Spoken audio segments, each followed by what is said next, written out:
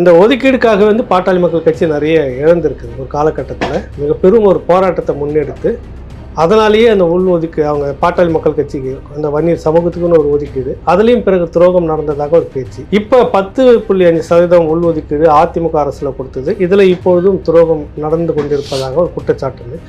இதில் தொடக்கத்திலேருந்தே சொல்லுங்கள், என்ன நடந்தது, இதில் என்ன துரோகம், யார் செய்தார்கள்? இந்த 21 பேர் உயிர் தியாகம் செய்து பல லட்சம் பேர் வழக்குகள் வாங்கி உடல் உறுப்புகளை இழந்து வாழ்வாதாரத்தை இழந்து வாங்கின அந்த போராட்டத்தோட விளைவை என்ன பண்ணாரு கருணாநிதினா, அந்த இடஒதுக்கீடு திட்டமிட்டு அதில் நயவஞ்சகமான வேலையை செய்து ஒரு சமுதாயத்துக்கு கேட்கப்பட்ட இடஒதுக்கீட்டை 108 சமுதாயங்களை அதில் சேர்த்து இதில் இன்னும் சாமர்த்தியமா தான் பிறந்த சமுதாயமான தன்னுடைய சின்னமேளம் என்கிற ஜாதியை அதுக்கு புதுசாக ஒரு தமிழ் பேர் கொடுத்து இசை வேளாளர். இப்போ நல்லா கவனிச்சிங்கன்னா, அதாவது ஆதி தமிழ் குடியான பறையர்கள் ஆதி திராவிடர், தமிழனே இல்லாத சின்னமேல இசை வேளாளர். அதாவது அவங்க பேரை இவன் பேரை திராவிடா மாத்திட்டு அவங்க திராவிடனோட பேர் தமிழா மாத்திக்கிட்டு அதையும் கொண்டாந்து இந்த 108 சாதியோட சேர்த்து சருகி இவ்வளவு பெரிய உயிர் தியாகத்தில் நடந்த போராட்டத்தை 30 வருஷம் கழிச்சு போராடிட்டே இருக்க நிலைமையில நம்மளை வச்சிருக்காருன்னா கருணாநிதியோட நரித்தந்திரம் எவ்வளவு தூரம் பாஞ்சிருக்கு அப்படிங்கறத பாருங்க. நீதிமன்றத்துக்கு போக வச்சது யாரு? முதல்ல இந்த 10.5% இடஒதுக்கீட்டுக்கான எதிர்ப்பு குரல் எங்க இருந்து வருதுன்னா, ஸ்டாலின் அவர்களோட மனைவி துர்கா ஸ்டாலின் அவர்களோட தம்பி ஜெயராஜமூர்த்தி தஞ்சாவூர்ல ஒரு கூட்டம் ஒண்ணு போடுறாரு, இசை வேளாளர் சங்க கூட்டம் ஒண்ணு போடுறாரு. அதுல அன்பில் மகேஷும் போய் கலந்துக்கிறாரு, அமைச்சராக இருக்கக்கூடிய அன்பில் மகேஷும் கலந்துக்கிட்டு அந்த மாதிரி அதை கொடுக்குறாங்க. அப்போ இது எல்லாத்துக்கு பின்னாடி ஸ்டாலின் திட்டமிட்டு தான் செயல்பட்டு இருக்காரு. நாங்கள் தான் நடைமுறைப்படுத்துவோம் சொல்லி ஓட்டு கேட்டிருக்காங்க, கரெக்டுங்களா? திமுக அதிமுக ரெண்டு கட்சியுமே பண்ணையாளர்களின் கட்சி தான். நம்ம தெரிந்தோ தெரியாமலோ அவங்க எல்லாரையும் சேர்ந்து அரசு செய்ய வேண்டிய சூழல்ல வன்னியர் மக்களும் ஒரு பகையோட அப்ரோச் பண்றாங்கன்னு ஒருத்தருக்கு ஒருத்தர் சமுதாயத்துல ஒரு அமைதி இல்லாத சூழல், அது அவங்களுக்கு நன்மைதான். இதுதான் திராவிடத்தனம்ங்கிறது. இதுதான் நீங்க ஒன்னா இருந்துடக்கூடாதுங்கிற. ஏன்னா இவங்க எல்லாம் ஒன்னா இருந்தாங்கன்னா நீ யாருன்னு திமுக கேள்வி கேட்பாங்க, ஸ்டாலின் கேள்வி கேட்பாங்க. எப்படி பார்த்தா அவங்களுக்கு கோவம் வந்துருது. மூலப்பத்திரம் கேட்டா என்னன்னா, இன்னைக்கு அதோட ஸ்டேட்டஸ் என்னங்கிறத மாத்திரலாம், ஆனா அது எங்க இருந்து தோற்றுவாய் இருக்குல்ல, அதை அவங்களால மாத்த முடியாதுல்ல. அதனாலதான் அதை கேட்டா பதட்டமாகறான். அதுக்குதான் திருமாவளவன் உள்ள அவங்களுக்காக முட்டை கொடுத்து காப்பாத்துறாரு. ஆளுமையோ அதெல்லாம் அவருக்கு கிடையாது. ஆனா கருணாநிதித்தனம் முழுசா அவருக்கு இருக்கு. கருணாநிதியோட அந்த திராவிடத்தனம், அந்த திருட்டுத்தனம் முழுசா முதல்வருக்கு இருக்கு.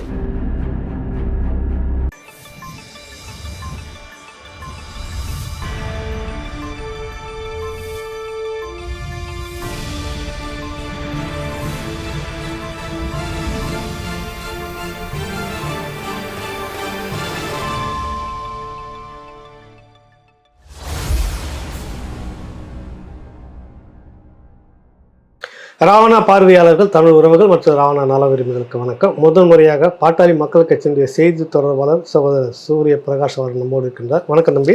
வணக்கம். ஒரு நீண்ட நெடிய காலம் 2008-2009 அந்த காலகட்டம் ஈழ விடுதலை அந்த போராட்ட உச்சமாக இருக்கும்போது தமிழ்நாட்டில் ரொம்ப களமாடிய இளைஞர் பட்டாளத்தில் நீங்களும் ஒருத்தர். அப்போ சந்தித்து பேசிக்கிட்டு இருந்தோம், இடையில அங்கங்கே சந்திப்போம். இப்போ ஒரு நேர்காணலுக்காக உட்காந்துருக்கோம், சரிங்களா? ரொம்ப வருஷங்கள் கழிச்சு மீட் பண்றோம். ஆனா உங்களோட ராவணா தொலைக்காட்சியில வரக்கூடிய எல்லா டிவிஸ் எல்லா ப்ரோக்ராம்ஸ் நம்ம ஃபுல்லா பார்த்துட்டு தான் இருக்கோம். வீட்டுல அம்மா உட்பட, உறவினர்கள் உட்பட, நண்பர்கள் உட்பட எல்லாருமே ராவணா சேனலோட ரசிகர்கள். நான் டிவிக்கு போறேன்னு சொல்லும் போது அவங்களுக்கு இருந்த சந்தோஷத்தை விட ராவணாக்கு வரேன்னு சொல்லும் போது எல்லாரும் ரொம்ப சந்தோஷமா அதை சொன்னாங்க. அதனால என்னன்னா 2008-2009 அந்த இளைஞரை அவங்களெல்லாம் பார்க்கும்போது ஒரு பெரிய வேகம் இருந்தது. ஏதாவது ஒன்று செய்து நிறுத்த முடியுமா அந்த ஈழ போற அப்படின்னு ஓடிக்கிட்டு இருந்தீங்க. நிறைய இடத்துல நிறைய விஷயங்கள், நிறைய வியூகம், நிறைய களம் பார்த்துட்டு இருந்தோம். அந்த வேகம் துடிப்பு இன்னும் அப்படியே இருக்குது. இன்னும் நான் சார்ந்து உங்ககிட்ட அதுக்காக ஒரு பாராட்டு. முதல்ல பாட்டாளி மக்கள் கட்சி அந்த நிலைப்பாட்டில் நம்ம பேசுவோம். இன்னைக்கு குறிப்பாக பேசப்படுவது இடஒதுக்கீடு, உள் ஒதுக்கீடு. இந்த ஒதுக்கீடுக்காக பாட்டாளி மக்கள் கட்சி நிறைய இழந்திருக்குது. ஒரு காலகட்டத்தில் மிக பெரும் ஒரு போராட்டத்தை முன்னெடுத்து அதனாலேயே அந்த உள் அவங்க பாட்டாளி மக்கள் கட்சிக்கு அந்த வன்னியர் சமூகத்துக்குன்னு ஒரு ஒதுக்கீடு, அதுலேயும் பிறகு துரோகம் நடந்ததாக ஒரு பேச்சு. இப்போ 10.5% உள் ஒதுக்கீடு அதிமுக அரசில் கொடுத்தது. இதில் இப்பொழுதும் துரோகம் நடந்து கொண்டிருப்பதாக ஒரு குற்றச்சாட்டு. இதில் தொடக்கத்திலேருந்தே சொல்லுங்கள், என்ன நடந்தது, இதில் என்ன துரோகம், யார் செய்தார்கள்? இப்போ இந்த துரோகம் ஸ்டாலின் அவர்கள் தான் தனிப்பட்ட முறையில் ஆரம்பிச்சு வச்சது கிடையாது. கலைஞரின் மகன் வார்த்தை சொல்றாரு இல்லையா, அந்த துரோகத்துல நிச்சயமா ஒரு கலைஞரின் மகன் தான்.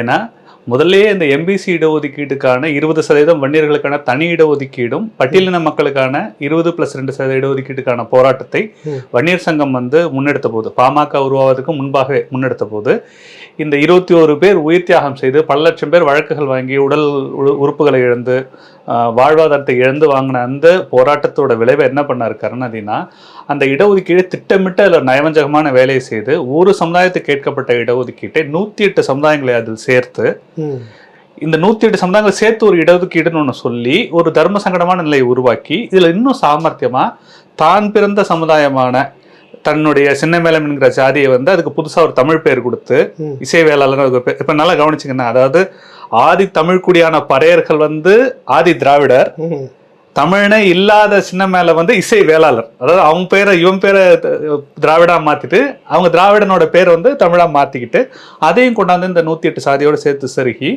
அந்த இடஒதுக்கீடு போராட்டத்தை நீர்த்து போக செய்து அது பெரும்பான்மை போராடிய உயிர் நீத்த மக்களுக்கு பயனில்லாத அளவுக்கு பண்ணிட்டாங்க. ஆனா அந்த ஒதுக்கீடு என்பது முழுக்க முழுக்க வன்னியர் சமூகம் பெரிய சமூகமாக இருக்கிறது. போதிய அளவில் இந்த இடஒதுக்கீடு பலன்களை அனுபவிக்கவில்லை.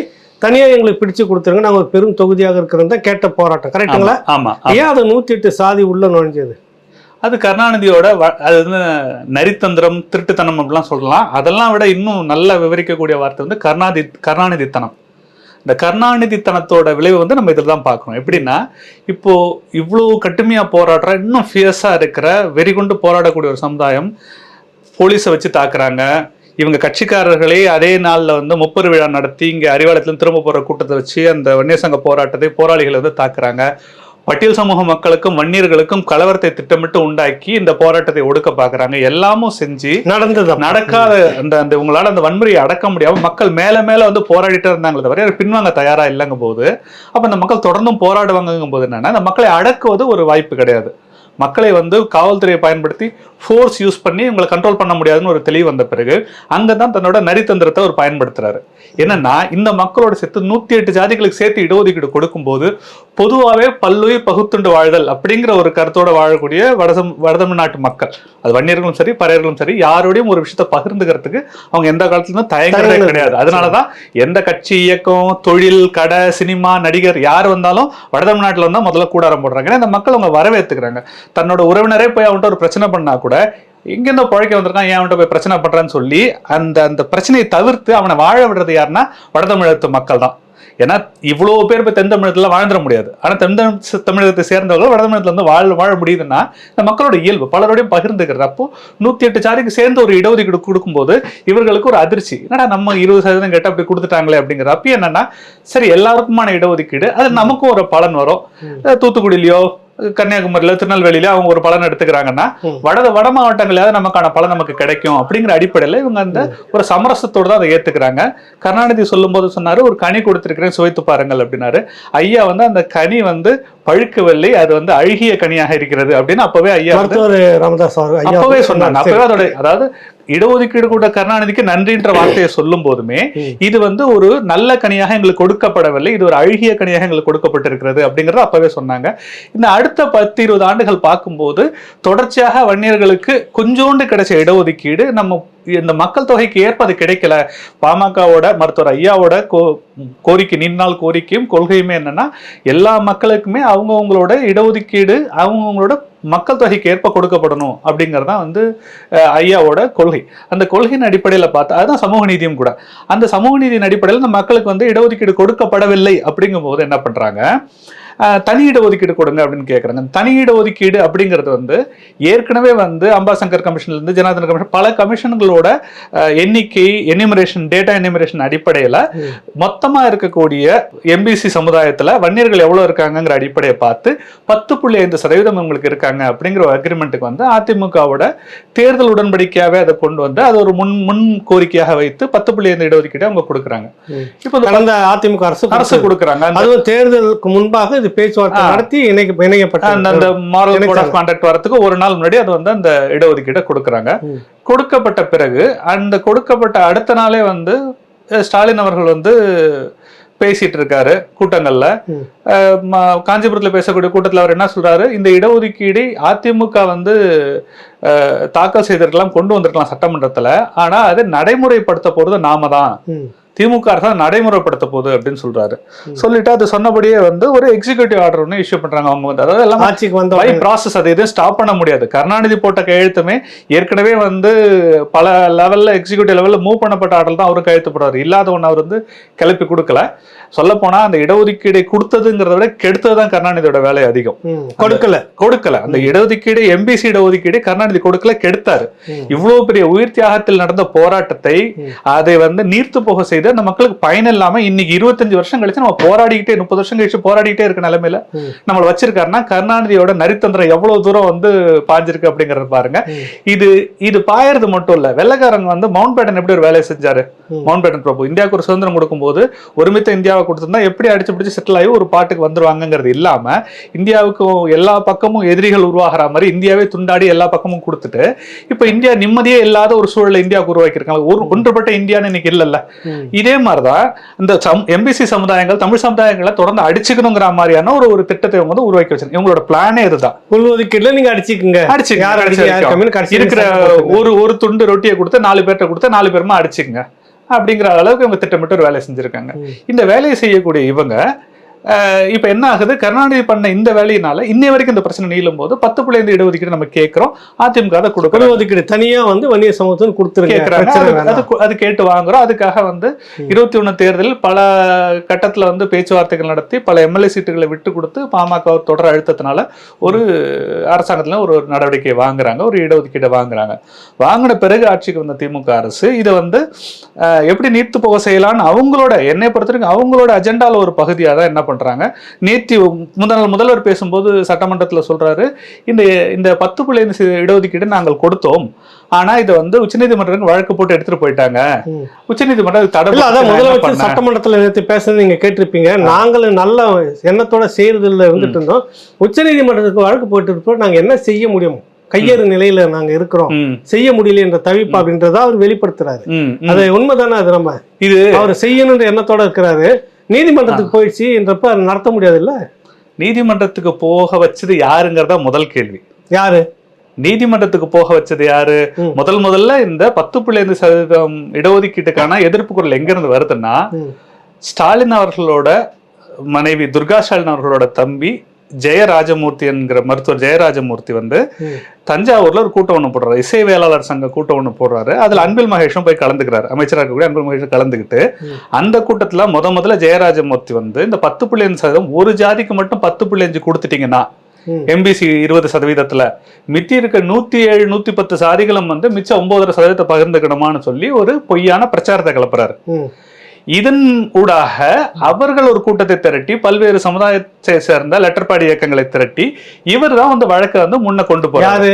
ஸ்டாலினோட மச்சான் ஜெயராஜமூர்த்தி தான் வன்னியர்கள் சொந்த மச்சான். துர்கா ஸ்டாலினோட கூட பிறந்த சகோதரர் தான் அந்த வன்னியர்களுக்கான 10% இடஒதுக்கீட்டை கெடுப்பதற்கான வழக்கை முன்னின்று நடத்துவது யாருன்னா ஸ்டாலினோட மச்சான். அதாவது இடஒதுக்கீடு கொடுப்பேன்னு சொல்றது ஸ்டாலின், அதே கோர்ட்டுக்கு போறது. அந்த இடஒதுக்கீடு தடுக்கணுங்கிறது யாருன்னா ஸ்டாலினோட மச்சான். சரி, இந்த இடத்துல ஒரு குறுக்கு கேள்வி, அவருக்கு என்ன தேவை வந்தது, அவருக்கு இதுல என்ன பாதிப்பு? இந்த சமூகம் பெரும் சமூகமா இருக்குது, இவங்க கேட்கறாங்க, அது ஏன் அவர் தடுக்கணும், என்ன நோக்கம்? ஸ்டாலின் பின்னால இருக்கலாம்னு நினைக்கிறோம்.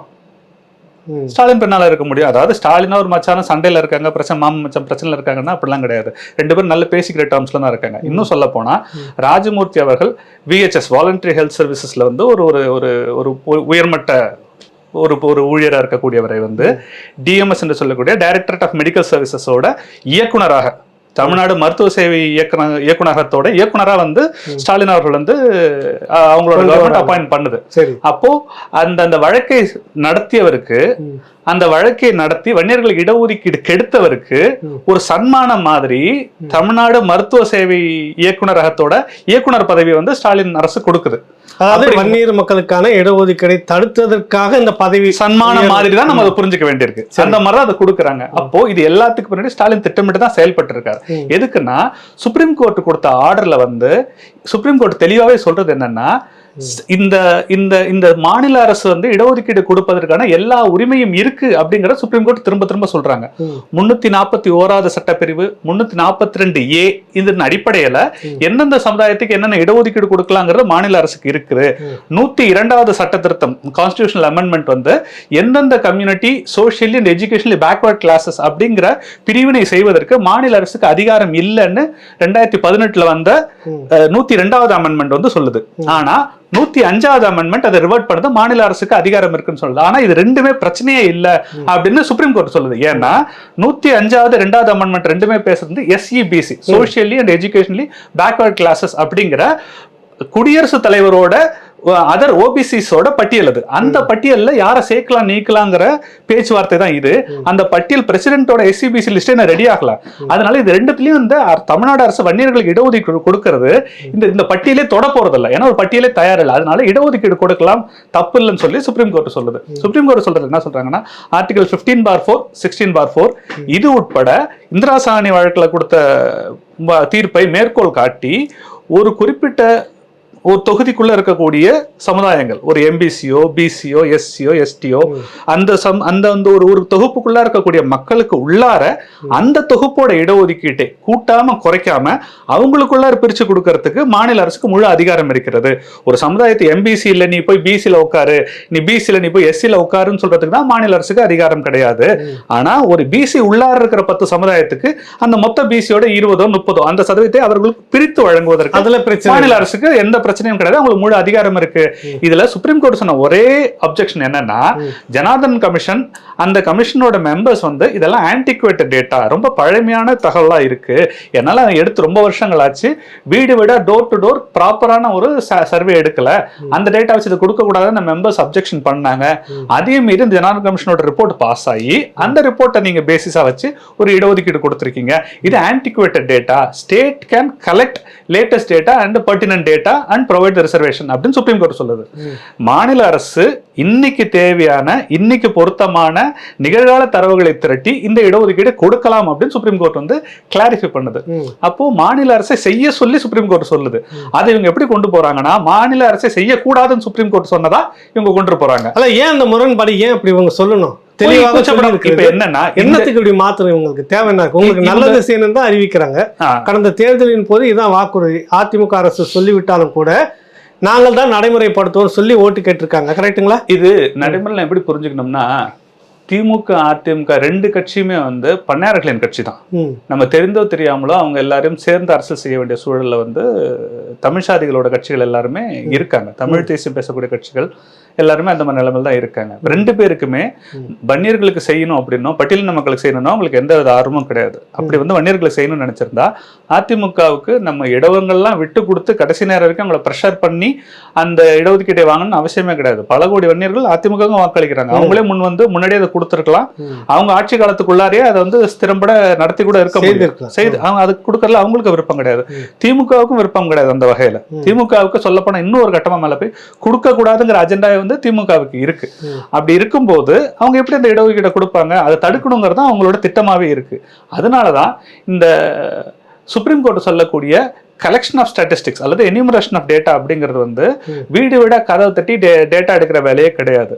மாநில அரசு கிட்ட ஏற்கனவே இருக்கக்கூடிய பல்வேறு துறை சார்ந்த தரவுகள், ஹையர் செகண்டரியில படிக்கக்கூடிய மாணவர்களோட ஜாதிவாரி பட்டியல் என்ன, காலேஜ்ல ஹையர் எஜுகேஷன்ல படிக்கக்கூடிய மாணவர்களோட ஜாதிவாரி பட்டியல் என்ன, அரசாங்கத்தோட பல்வேறு தொகுப்புல group A, group B, group C, group D வேலை பார்க்கக்கூடிய ஊழியர்களோட ஜாதிகள் என்ன அப்படிங்கிற டேட்டாவை எடுத்து பார்த்து இப்ப அவங்க ரெப்ரசன்டடா அண்டர் ரெப்ரசன்டடா அவர்களுக்கு போதுமான பிரதிநிதித்துவம் இருக்கா இல்ல குறைவா இருக்கா அப்படிங்கறத பாக்குறதுக்கு மாநில அரசுக்கு அதிகபட்சம் ஒரு வாரம் கூட ஆகாது. ஒரு வாரம் கூட ஆகாது. எல்லா ரெக்கார்ட் எல்லாமே கம்ப்யூட்டரைஸ்ட் ரெக்கார்டு தானே. இப்பெல்லாம் புக்கை போட்டு ரெக்கார்டு போட்டு லாக் புக்கை போட்ட போறது இல்ல, கம்ப்யூட்டர்ல தட்டினா ஃபில்டர் பண்ணா எடுத்துட்டு போறாங்க. எக்ஸல் ஷீட்ல போட்டு எடுக்கிற சாதாரண வேலை. ஒரு சாதாரண ஒரு பிகாம் கிராஜுவேட் விட்டீங்கன்னா கவர்மெண்ட் ரெக்கார்ட்ஸ்க்கு ஆக்சஸ் கொடுத்தீங்கன்னா 4 நாள்ல எடுத்துருவாங்க மொத்தமா. துறை வாரியா பாத்தீங்கன்னா ஒரு துறைக்கு 2 நாள் 3 நாள் கூட ஆகாது. பேரலா எல்லாரும் பண்ணாங்க. இன்னைக்கு சொன்னீங்கன்னா ஒரே வாரத்துல எல்லா ரெக்கார்டும் திரும்ப வந்துருக்கும் போது இந்த மக்களுக்கு போதுமான இடஒதுக்கீடு இருக்கா இல்லையாங்கிற அதை வச்சு அவங்க ப்ரூவ் பண்ணிருக்க முடியும். அதை அவங்க பண்ணாம என்ன பண்றாங்க, அந்த 2022 மார்ச் 31 வந்து அந்த சுப்ரீம் கோர்ட் கொடுத்த தீர்ப்பு வந்து இந்த வர 24ஆம் தேதி டிசம்பர் 24 1000 நாட்கள் ஆகுது. 1000 days ஆகுது. 10 நாள்ல பண்ண வேண்டிய வேலையை 1000 நாட்களாகி இவங்க பண்ணாம தொடர்ந்து திமுகவினர் அவங்களோட பிரச்சாரகர்களை 200 ரூபாய் உடன்பிறப்புகளை வச்சு சோசியல் மீடியாலையும் டிவி டிபேட்லயும் பல்வேறு சேனல்லையும் உட்காந்து இந்த இடஒதுக்கீடு மாநில அரசு கொடுக்க முடியாதுன்னு ஒரு பொய் பிரச்சாரத்தை பண்ணிட்டு இருக்காங்க. உடனே என்ன பண்றாங்கன்னா, பீகார் மாநிலத்துல நடந்த பிரச்சனையை வந்து மேற்கோள் காட்டி பீகாரோட ஜாதிவாரி கணக்கெடுப்பு அதன் அடிப்படையிலான இடஒதுக்கீடு எப்படி சுப்ரீம் கோர்ட் நிறுத்துச்சோ அதே மாதிரி இதையும் பண்ண முடியாதுங்க. பீகார்ல அவர்கள் செய்தது ஒரு குறிப்பிட்ட ஜாதியை ஒரு குறிப்பிட்ட பிரிவுல இருந்து இன்னொரு பிரிவுக்கு கொண்டு போறாங்க. இவங்க பிசி கிடையாது, இவங்க ஓபிசின்னு சொல்றாங்க. இல்ல அதையே தெளிவா உடைச்சிட்டாங்க நிறைய பேர் சமூக அந்த இடஒதுக்கீட்டோட மொத்த எண்ணிக்கை அந்த சதவீதத்தை அதிகப்படுத்துறாங்க. அது ரெண்டுத்தையும் வந்து செய்யறதுக்கு மாநில அரசுக்கு அதிகாரம் கிடையாதுன்னு சுப்ரீம் கோர்ட் சொல்லுது. அது வந்து இது வேற. ஏன்னா இது பொதுவா ஒரு சமூகத்துக்குள்ள பொதுவா திமுக காரங்க கொஞ்சம் கூட கூச்சப்படாம பளிச்சுன்னு மூஞ்சிக்கு நேரம் பொய் சொல்றவங்க. நம்ம எல்லாமே ஒரு பொய்ய சொல்லணும்னா யோசிப்போம், பாதி ஒத்துக்கிட்டு பாதியாவது மறைச்சு சொல்லலாமான்னு யோசிப்பாங்க. திமுகவினருக்கு அந்த கூச்ச நாச்சமே கிடையாது, கூச்சப்படாம பொய் சொல்றவங்கிறதுனால முதல்வர் முதல் கவுன்சிலர் வரை, டிவியில உட்காரக்கூடிய செய்தி தொடர்பாளர்ல இருந்து டீ கடையில உட்காந்து பேசுற திமுக காரரை எல்லாரும் ஒத்தாப்புல ஒரே பொய்ய கூசாம திரும்ப சொல்லுவாங்க. நீங்க வந்து இந்த தரவுகள் பேசி, அந்த சட்டப்பிரிவுகள் பேசி, ஆர்டிகல் நம்பர் பேசி, சப்செக்ஷன்ஸ் பேசி, டேட்டா ரெக்கார்ட்ஸ் பேசினீங்கன்னா உடனே வந்து நீங்க ஜாதி வெறி பிடிச்சவங்க, வன்னியர் சொத்து வாரி என்னாச்சு, டாக்டர் அவ்வளவு சம்பாதிச்சாரு அப்படின்னு எல்லாத்தையும் டைவர்ட் பண்ணி கொண்டு போயிடுவாங்க. பேச்சு வந்து திசை திருப்பி கொண்டு இதுக்கான பதில் வரவே வராது. இதுக்கு மட்டும் எதுக்கான பதிலுமே வந்து திமுகவினர்ட்ட வந்து வரவே வராது. அவங்க எல்லாருமே பொய் சொல்லி ஏமாத்துறதை ஒரு தொழிலாவே செய்யறவங்க. திமுகவினரோட பண்பாட்டோட கலந்து போச்சு இந்த பொய் சொல்லி சமாளிக்கிறதுங்கிறது. நேற்று ஒரு விவாத நிகழ்ச்சியில நான் தெளிவாவே கேட்கிறேன், இடஒதுக்கீடு மாநில அரசு கொடுக்க முடியாதுன்னா அந்த சுப்ரீம் கோர்ட் உத்தரவு கொடுத்த 87 பக்க அறிக்கையில எத்தனாவது பக்கத்துல, எத்தனாவது பேரால, எத்தனாவது லைன்ல ஸ்டேட்டுக்கு அதிகாரம் இல்லைன்னு சொல்லி இருக்குன்னு கேளுங்க. நான் கெஞ்சிறேன், கதறேன். ஒருத்தர் கூட பதில் சொல்ல மாட்டாங்க. திமுக சார்பா வந்து பேசக்கூடிய யாருமே அதை பத்தி பதிலே சொல்லாம இங்க இருந்து அங்க போறாங்க, இங்க போறாங்க, மத்திய பிரதேசம் எல்லா இடத்துக்கும் போறாங்க, இங்க வரவே மாட்டாங்க. சோ அப்ப இந்த மொத்த விஷயமே நீங்க யோசிச்சு பாத்தீங்கன்னா திமுக அரசு திட்டமிட்டு இதை மறைப்பது மட்டும் இல்ல, இதை தடுக்கவும் செஞ்சிருக்காங்க. ஏன்னா ஸ்டாலினோட குடும்பத்தில இருந்து ஒரு எதிர்ப்பு வருதுன்னா குறைஞ்சபட்சம் யோசிச்சு பாருங்களேன். இதை கொடுக்கணுங்கிற சிந்தனை ஸ்டாலினுக்கு இருந்ததுன்னா அவரோட மச்சான் தானே கூப்பிட்டு பேசியிருப்பாரா, எதுக்கு இந்த வழக்கு போடுறீங்க, மக்கள், ஏழை மக்கள், கஷ்டப்படுற மக்கள், அவங்களுக்கு இந்த இடஒதுக்கீடு கொடுக்கணும், அதை நீங்க ஏன் தடுக்கிறீங்கன்னு ஒரு கேள்வி கேட்டிருப்பாரு. சரி, நீங்க மச்சானா கூட கேட்க வேணாம். ஒரு மாநில முதல்வராக பல்வேறு சமுதாயங்கள் வந்து அதிருப்தியில இருக்காங்க, நம்மளை ஏமாத்திட்டாங்களோ, நம்ம இடஒதுக்கீடு எடுத்து இன்னொருத்தர் கொடுக்குறாங்களோ அதிருப்தியில இருக்காங்க அப்படின்னா அந்த டேட்டா அந்த மக்களுக்கு விளக்கம் சொல்லி அந்த மக்களை சமாதானப்படுத்த வேண்டியது ஒரு அரசோட கடமை தானே. இப்ப ஆல்ரெடி பாத்தீங்கன்னா அருந்ததியர் உள்ஒதுக்கீடு வந்து தவறுன்னு சொல்லி ஒரு பிரிவு பட்டியலின மக்கள் வந்து எதிர்ப்பு தெரிவிக்கிறாங்கன்னா இந்த பகையை வளர விடாமல் ரெண்டு தரப்புலையும் கூட்டு பேசி ரெக்கார்ட்ஸ் என்ன, நிலைமை என்ன, அவங்களோட பொருளாதார கல்வி சூழல் என்னங்கிறத புரிய வச்சு இது சரியா தவறாங்கிற விலைக்கு சட்டம் ஒழுங்கை நிலைநாட்டி அமைதியை நிலைநாட்ட வேண்டியது அரசாங்கத்தோட வேலை தானே. இதுவே ஒரு சாம்சங் மாதிரியான பெருநிறுவனத்துக்கு எதிராக தொழிலாளர்கள் போராடுறாங்கன்னா அவங்கள போராட்டத்தின் அப்படியே அவங்க விடுறது இல்ல, அவங்களுக்கு கூட சமாதானப்படுத்துறாங்க. ஏன்னா அந்த போராட்டம் ஒரு பெருமுதலாளியை பாதிக்குது. பெருமுதலாளியோட தயாரிப்பு அவனோட தொழிற்சாலை நின்று போகுது. இந்த மக்கள் ரெண்டு பேரும் அடிச்சுக்கிறாங்கன்னு உதாரணமா எம்பிசில வன்னியர்களும் வன்னியர் இல்லாத மக்களும் ஒரு பகையோட அப்ரோச் பண்றாங்கன்னு ஒருத்தருக்கு ஒருத்தர் சமுதாயத்துல ஒரு அமைதி இல்லாத சூழல், அது அவங்களுக்கு நன்மைதான். இதுதான் வந்து திராவிடத்தனம்ங்கிறது. இதுதான் நீங்க ஒன்னா இருந்துடக்கூடாதுங்கிற. ஏன்னா இவங்க எல்லாம் ஒன்னா இருந்தாங்கன்னா நீ யாருன்னு திமுக கேள்வி கேட்பாங்க, ஸ்டாலின் கேள்வி கேட்பாங்க, நீ எப்படி இசைவேலாளன்னு கேட்பாங்க. உங்க குடும்பம் வந்து ஆந்திரால இருந்து உங்க ஊர்ல இருந்தானே வந்துச்சு, நீங்க தெலுங்கு தானே உங்களோட பூர்வீகம், நீங்க எப்படி தமிழ் ஜாதி எப்படி மாறினீங்க, நீங்க எப்படி உங்க அப்பா எப்படி தமிழ்நாடு தலைவரா மாறினார்லாம் கேள்வி கேட்போம். இந்த கேள்வி கேட்க கூடாதுன்னா நம்ம பிஸியா இருக்கணும்ல, அதுக்காக நமக்குள்ள சண்டை மூட்டி விடுறதுக்கான வேலை செய்யறாரு. அன்பார்ச்சுனேட்லி ரொம்ப துரதிருஷ்டவசமாக இந்த அஜெண்டால திமுகவுக்காக முக்கியமா வேலை செய்யக்கூடிய ஆளாக அண்ணன் திருமாவளவன் அவர்கள் இருக்கிறாரு. அவர் தான் இந்த கேள்விகளை முன்னின்று கேட்கணும். எம்பிசி எஸ்சி எஸ்டி மக்கள் வந்து பொருளாதார சூழல்ல பெரும்பாலும் எல்லாம் ஒத்துதான் இருக்காங்க. இந்த மாதிரியான இந்த கான்ஸ்பெரிசி, இந்த இவங்க பண்ணக்கூடிய இந்த சதி திட்டங்கள் எல்லாம் பாதிக்கப்பட போறது இந்த வட தமிழ்நாட்டில் இருக்கக்கூடிய இருபெரும் சமுதாயங்கள். இல்ல இதுல வந்து விசிகாவுக்கு எந்த பிரச்சனையும் இல்லை, அதுவும் அவங்க தனி ஒதுக்கீடு, அவர் ஏன் இதுக்குள்ள வராது? இது அஜெண்டா. அதாவது என்னன்னா விசிகாவுக்கும் திமுக கொடுக்குற அஜெண்டா என்னன்னா, அதாவது என்னன்னா இப்போ நம்ம வந்து ஸ்டாலினை வந்து நம்ம அட்டாக் பண்றோம்னு வச்சுங்க, இவர் வந்து சாமானிய மக்களுக்கு எதிரானவர் அப்படின்னு ஸ்டாலினை வந்து நம்ம சொல்றோம். உழைக்கும் வன்னியர்களுக்கு எதிரானவர், இல்ல உழைக்கும் மக்களுக்கு தமிழர்களுக்கு எதிரானவர் நம்ம சொல்றோம்னு வச்சுங்களேன். அப்போ இல்ல ஸ்டாலின் தமிழர்களுக்கு ஆதரவானவர்னு இன்னொரு தெலுங்கர் சொல்ல முடியாது. ஒரு தமிழர் சொன்னார்னா அதை நம்ம ஏத்துப்போம். அல்லது யோசிப்போம், என்னடா இவரு எப்படி சொல்றாருன்றதை யோசிப்போம். அதுக்காக பயன்படுத்தக்கூடிய ஒரு பர்டிகுலர் ஜாப் கொடுப்பாங்களா, ஒருத்தருக்கு ஒரு டாஸ்க், இன்னன்னாருக்கு என்னென்ன வேலை. அந்த மாதிரி ஸ்டாலினையும் திமுகவையும் இந்த மாதிரியான தாக்குதல்ல இருந்து காப்பாத்துறதா வந்து திருமாவளவனோட வேலை. அது அவர் கொடுக்கப்பட்ட அஜெண்டா. அதுக்கு பதிலாக தான் அவருக்கு வழக்கமா இனத்து மக்களுக்கான வேலையை செய்யறதில்ல. அப்படிலாம் வந்து திருமாவளவன் அவர்கள் செய்யணும்னா தமிழ்நாட்டுல பஞ்சமி நிலத்தை என்னைக்கோ மீட்டு இருக்கணும். எத்தனை லட்சம் ஏக்கர் பஞ்சமி நிலம் இருக்குன்னு கூட அவருக்கு தெரியுமான்னு எனக்கு தெரியல. சொல்ல போனா முரசொலி நிலம் வந்து பஞ்சமி நிலம்னு சொல்லும் போது இல்ல அது பட்டா நிலம்னு முன்னாடி வந்து யார் அதுக்காக முரசொலிக்கு முட்டு கொடுத்தான்னு பார்த்தா அண்ணன் திருமாவளவன் அவர்கள் தான். ஆனா இந்த மக்களுக்காக, பட்டியல் மக்களுக்காக பல ஆண்டுகள் வேலை செய்த பல ஆராய்ச்சியாளர்கள் வந்து முரசொலி நிலம் பஞ்சமி நிலம் அப்படிங்கிற சொல்லி நீதிமன்றத்தில் வழக்கு இருந்து அது மட்டும் இல்ல ரொம்ப சாமர்த்தியமா அந்த விஷயத்தையும் திசை திருப்புறாங்க. என்னன்னா ஒரு இடத்துக்கு பட்டா யார் வேணா கொடுக்கலாம். CLA-CLR சொல்றோம் இல்லையா, நில நிர்வாக ஆணையர், நில சீர்திருத்த ஆணையர், commission of land administration, commission of land reforms. இந்த IAS ரேங்க் உள்ள அதிகாரிகள் நினைச்சாங்கன்னா ஒரு புறம்போக்கு இடத்துக்கு தாராளமா வந்து பட்டா அவங்க இஷ்யூ பண்ண முடியும். அப்படிதான் வந்து ஏழை மக்கள் பட்டா, விதவை பட்டாலாம் அப்படிதான் இஷ்யூ பண்றது கவர்மெண்ட். அதுக்கு முகாம் வச்சு கொடுத்துடலாம். அது பட்டாவா இன்னைக்கு மாறிட்டதுனால அது ஒரு காலத்துல பஞ்சமியா இருந்தது அப்படிங்கிற உண்மை மாறாது. என்னைக்கா இருந்தாலும் செட்டில்மெண்ட் லேண்ட் நீங்க கொடுத்துதான் பஞ்சமி நிலம் தான். அது எப்படின்னா அதோட ஆரிஜின் என்ன, அதோட மூலப்பத்திரம் என்ன. ஒரு இடம் வந்துச்சுன்னா அது பரம்பரை வந்ததா, விவசாயம் மூலப்பத்திரம் சொன்னா திமுக கோவம் வருது. மூலப்பத்திரம் அவங்களுக்கு மூலப்பத்திரம் காதல் வந்துச்சா இல்ல மூலப்பத்திரம் காதல் வந்துச்சான்னு தெரியல. எப்படி பார்த்தா அவங்களுக்கு கோவம் வந்துருது. மூலப்பத்திரம் கேட்டா என்னன்னா இன்னைக்கு அதோட ஸ்டேட்டஸ் என்னங்கிறத மாத்திரலாம். ஆனா அது எங்க இருந்து வந்து அந்த தோற்றுவாய் இருக்குல்ல, அது அவங்களால மாத்த முடியாதுல்ல. அதனாலதான் அதை கேட்டா பதட்டமாகறான். அதுக்குதான் திருமாவளவன் உள்ள வந்து அவங்களுக்காக முட்டை கொடுத்து காப்பாத்துறாரு. தலித் மக்களோட அந்த மக்களுடைய 12 லட்சம் ஏக்கர் பஞ்சமி நிலம் இது வரைக்கும் என்னன்னு தெரியல. 2 முறை ஒரு முதலமைச்சர் கடிதம் கொடுத்துட்டாரு. இது பல முறை ராவணாவிலே பேசியிருக்கிறோம். அந்த வேலையை செய்யாம இதுக்கு வந்து ஏன் வக்காலத்து வாங்கிட்டு உள்ள வரணும் கேள்வி இருக்குது. நீங்க சொல்ற மாதிரி அவர் அதற்காக மறைமாற்ற வேலையை செய்கிறாரு அப்படின்றத மக்கள் பார்க்கட்டும். நம்ம இன்னொரு கேள்விக்கு வருவோம். திமுக என்பதற்கு இந்த திமுக இன்னைக்கு இருக்கிறது, குறிப்பா நீங்க வந்து சொன்னீங்க மவுண்ட் பேட்டன் உதாரணம் காமிச்சிங்க, எப்படி பிரிச்சு கெடுத்தான் பாகிஸ்தானை, பிரிக்காம கெடுத்தான் இலங்கையை அப்படின்னு பரவாயில்ல நீக்கி அந்த பேச்சு இருக்குது.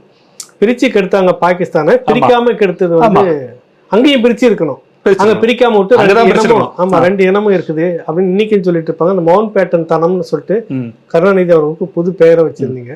அந்த மவுண்ட் பேட்டன் தனம் வந்து இவருக்கும் உதயநிதி இவர் இப்ப இருக்கக்கூடிய ஐயா ஸ்டாலின் அவர்களுக்கும் இருக்குது, தாராளமா இருக்கு. அந்த ஒரு விஷயத்துலதான், அதாவது கருணாநிதி மாதிரியான ஒரு பேச்சு திறமையோ கருணாநிதி மாதிரியான ஒரு ஆளுமையோ அதெல்லாம் அவருக்கு கிடையாது. ஆனா கருணாநிதித்தனம் முழுசா அவருக்கு இருக்கு. கருணாநிதியோட அந்த திராவிடத்தனம், அந்த திருட்டுத்தனம் முழுசா வந்து முதல்வருக்கு இருக்கு. அதனாலதான் என்னன்னா கருணாநிதி எப்படி அந்த இடஒதுக்கீடு 108 சாதிகளுக்கு இடஒதுக்கீடை கெடுத்து, ஆனா திமுக காரங்கெல்லாம் கேட்டா கருணாநிதி இடஒதுக்கீடு கொடுத்தாருன்னு சொல்லுவாங்க. நியாயமா பார்த்தா கருணாநிதி இடஒதுக்கீடை கெடுத்தார். அந்த இடஒதுக்கீடுல யாருக்கு பலன் நடந்தது? MBCல இன்னைய வரைக்கும் அந்த மக்கள் போராடிட்டு இருக்காங்க. இன்னொரு பாதி மக்கள் இந்த 10.5 கொடுக்க கூடாதுன்னு நினைச்சிட்டு இருக்காங்க. அவங்க தாங்கள் பாதிக்கப்பட்டதாக பொய்யாக நம்பிட்டு இருக்காங்க. அப்ப அவங்களுக்கான தெளிவையும் அவங்க கொடுக்கல. அதே பிரச்சனை வந்திருக்காது. அரசாங்கம் ப்ராப்பரான ரெக்கார்ட்ஸை எடுத்து இதுதான் இந்த ஜாதியோட எண்ணிக்கை, இதான் உங்களோட கல்வி நிலை, இதான் உங்களோட பொருளாதார நிலை, உங்களுக்கு எவ்வளவு தண்ணி கிடைக்குது, மருத்துவம் என்ன கிடைக்குது, அடிப்படை சூழல். அது கூட நீங்க அவசரமா ஒரு சாதி வாரி கணக்கெடுத்து முடிக்கிறது எவ்வளவு காலம் ஆகும்? 10 நாள் ஆகும். இல்ல தமிழ்நாடு முழுக்க அரசு 6 மாதம் கூட ஆகட்டும். இல்ல, ஏன்னா வீடா வந்து எலெக்ஷனுக்கு டோக்கன் கொடுக்கறதுக்கு 2 நாள் கூட உங்களுக்கு ஆகுறது இல்ல. வீடா ஒருத்தருக்கும் பார்த்து இவன் திமுக காரன், இவனுக்கு 500 ரூபாய் கொடுக்கணும், இவன் அதிமுக காரன் 1000 ரூபாய் கொடுத்தா ஓட்டு போடுவான், இவன் எவ்வளவு கொடுத்தாலும் ஓட்டு போட மாட்டான், காசே கொடுக்க வேண்டாம் பிரிச்சு தரம் பிரிச்சு வார்டு வாரியா, பூத் வாரியா, வீடு வாரியா, பேர் வாரியா எழுதி கட்டி 100 ரூபாய் 200 500 1000 கரெக்டா வீடா தேடி கொடுக்கறதுக்கு 4 நாள் கூட 2 நாள் ஆகுது. 2 நாள் ராத்திரியோட ராத்திரி, அதுவும் 3 மணி நேரத்துல கொடுத்துறாங்க. 10 மணிக்கு கரண்ட் கட்டணும்னா 12 மணிக்குள்ள ராத்திரியோட ராத்திரியா கொடுத்து முடிச்சிடறாங்கன்னு வச்சுங்க. இவ்வளவு வேகமா ஒரு வேலையை அரசாங்கத்தால ஒரு கட்சியாலே செய்ய முடியும் போது அரசாங்கத்தை அதுக்கு நூற்றுக்கணக்கான ஊழியர்கள் செய்ய முடியாது. 2 நாள்ல பண்ற வேலை, ஒரு வாரத்துல பண்ற வேலை. அந்த இடஒதுக்கீடு பண்ண கூடாதுங்கிறதா வந்து இல்ல அவங்களோட அஜெண்டா. இந்த சாதிவாரி கணக்கு விட்டா தெரிஞ்சிடல யார் யார் எவ்வளவு இருக்காங்க, எவ்வளவு கொடுக்க இவங்க பயம் அதுதான். இப்ப நம்மளோட நோக்கம் வந்து பாத்தியா நாங்க இவ்வளவு பேர் இருக்கோம் அப்படிங்கறத காட்டிக்கிறது நம்மளோட நோக்கம் கிடையாது. ஏன்னா எப்படி இவங்க சீட்டு ஒதுக்குறாங்க, யார் யாரோட வாக்குல இவங்க ஜெயிக்கிறாங்கிறது வந்து எல்லாருக்கும் வெட்ட வெளிச்சமா தெரிஞ்ச ஒரு விஷயம். அதை வச்சு நம்ம அந்த புதுசா அரசியல் பண்றதோ அதனால சீட்டுகளை கூட குறைச்ச கேட்க போறதோ கிடையாது. ஆனால் இந்த மக்களுக்கான இடஒதுக்கீடு கிடைக்குதா, கல்வி கிடைக்குதா, வேலை வாய்ப்புகள் கிடைக்குதா, வேலை வாய்ப்புகளை ப்ரமோஷன்ஸ் கிடைக்குதா, அவரோட சூழல் மாறுதா அப்படிங்கறதா வந்து நம்மளோட நோக்கமா இருக்கு. இவங்களுக்கு என்னன்னா அது வெட்ட வெளிச்சமா தெரிஞ்சிருச்சுன்னா, ஏற்கனவே கேட்கிறோம், இவங்களோட திமுகவோட அரசாங்கத்துல பெரும்பான்மையான உழைக்கும் வர்க்க சமுதாயங்கள் யாரும் ரெப்ரசன்ட் பண்ணவே கிடையாது. இந்த கயல்வி செல்வராஜ் போன்ற பட்டியலினத்தை சேர்ந்த அமைச்சர்களுக்குமே பாமக தொடர்ந்து அழுத்தங்கள் கொடுத்து அதை கடுமையான அறிக்கைகள் கொடுத்து திமுகவை தர்ம சங்கடத்துக்கு உள்ளாக்கி தான் அவங்களுக்கே ஒரு டீசென்டான போர்ட்போலியோ கொடுக்க வேண்டியிருக்கு. முதன்முறையாக திமுகவோட மொத்த வரலாற்றுக்கு பிறகு இப்ப எல்லாம் வந்து கழுவி ஊத்துன பிறகு கேட்ட பிறகு இதுல என்னன்னா, இதுல ராசா மத்திய அமைச்சராக ஆனதே பாமக வந்து 2 மத்திய அமைச்சர்களை உருவாக்கிய பிறகுதான். எவ்வளவு காலமா அவங்க செய்துட்ட பிறகு 2 அமைச்சர்களை மத்திய அமைச்சர் உருவாக்கிய பிறகுதான் வேற வழி இல்லாம ஆராசாவை நமக்கு உருவாக்கி இருக்காங்க. அப்படி இருக்கிற கட்சி வந்து எப்படி இந்த மக்களுக்கு செய்யணும் அவங்க நம்புறாங்க. சரி, இப்ப பேசிட்டு இருக்கும்போது நீங்க வந்து ரெண்டுமே பண்ணையார்த்தனம்னு சொல்றோம். அதிமுக திமுக ரெண்டுமே அந்த பண்ணையார்த்தனம் வச்சிருந்த அந்த கட்சியோட தான் நம்ம பாட்டாளி மக்கள் கட்சி திரும்ப கூட்டணி வைக்கிறோம் சூழ்நிலை உருவாது. அதனாலதான் நம்ம வந்து அப்போ ஒரு நெருக்கடி டிமாண்ட் எங்களுக்கு இது நீங்க செய்தீங்கன்னா உங்களோட நாங்க ஒத்துழைக்கிறோம், உங்களுக்கு நாங்க வாக்களிக்கிறோம், உங்க கூட்டணிக்குள்ள நாங்க இருக்கிறோன்னு அங்க ஒரு டிமாண்ட் நம்ம செய்து வச்சிருக்கலாம்ல.